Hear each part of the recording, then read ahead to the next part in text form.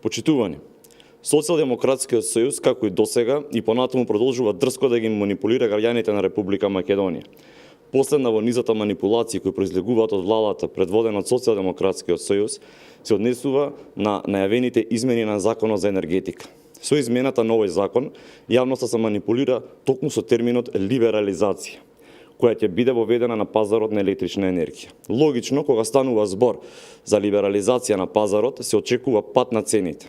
Но во конкретниот случај, граѓаните ќе се соочат со цени повисоки и до 50% од моменталните по спроведувањето на најавените измени. Може би ова ви звучи нелогично, но ова го говорат фактите и искуството од истата политика спроведена во земјите од Европската Унија. Да говориме со факти. Неодамна излезе студија напишана од тим научници од Факултетот за менаџмент и општествени науки на Универзитетот во Твенте, Холандија. Во истата е содржана компаративна анализа за ефектите од либерализацијата на пазарот на електрична енергија. Анализата покажува дека во земјите каде била спроведена ваквата либерализација, дошло до покачување на цените на електричната енергија до 60%. Самите автори на студијата нотирале дека според секоја економска логика морало да дојде до пад на цената на електричната енергија, но се случило токму спротивното. Па така во Белгија по една година цената пораснала за 22,1%.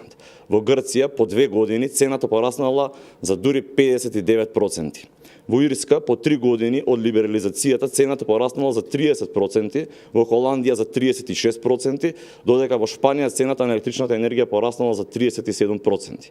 Моментално во Република Македонија цената за киловат час електрична енергија изнесува 5 денари, додека за истото количество електрична енергија жителите на Европската Унија плаќаат 12,5 денари. Најавената либерализација ќе го стимулира растот на цената на електричната енергија во Република Македонија, а во меѓувреме жителите на Европската Унија и покрај високиот стандард плаќаат висока цена која представува товар за семејниот буџет.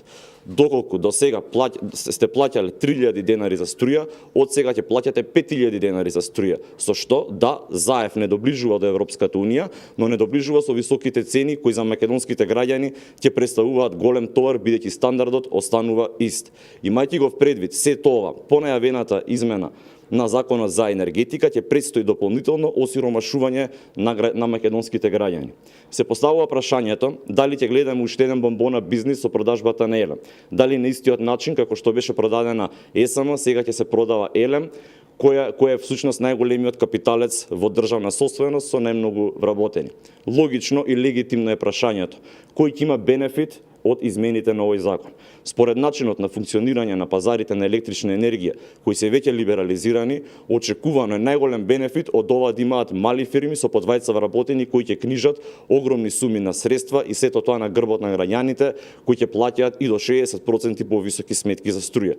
Притоа, очекувано е отпуштање и на стотици работници од државните фирми. Социјалдемократскиот сојуз најави живот, најави враќање на парите кај граѓаните, најави помали трошоци за живот, најави повисоки плати. Почитувани, после 100 дена влада, дојде живот, замина инвестициите, дојде животот, поскапеа трошоците за истиот, дојде животот, граѓаните осиромашуваат, дојде животот, а со него и бомбона бизнисите. На 15 октомври граѓаните ќе се изјаснат дали се за живот на неколкумина бизнис партнери на Заев или се за живот на сите граѓани во Република Македонија. Ви благодарам.